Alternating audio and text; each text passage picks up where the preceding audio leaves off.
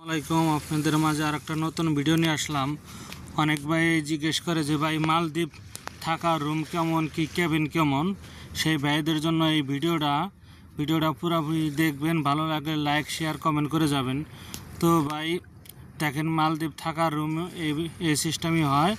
আর ভাই সবাই এখন লাঞ্চের টাইম শেষ হয়েছে, সবাই ডিউটিতে যাইতেছে, সেই সময় আমি ভিডিওটা করেছি। তো এটা হলো পানির ট্যাঙ্কি।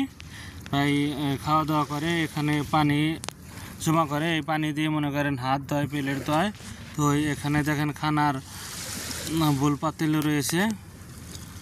তো এটা হলো খানার ক্যান্টিন, এখানে এটার ভিতরে খানা তৈরি করে।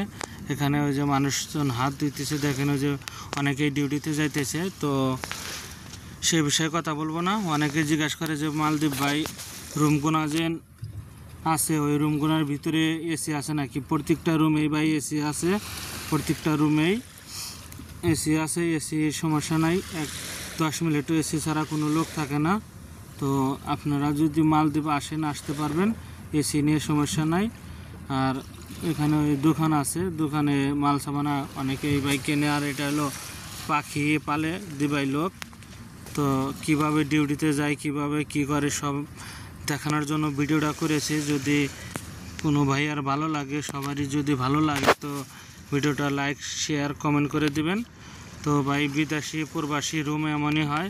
আর প্রবাসী কিভাবে ডিউটিতে যায় দেখেন, সবাই ডিউটি পোশাক পরে এইভাবে ডিউটিতে যাইতে হয়।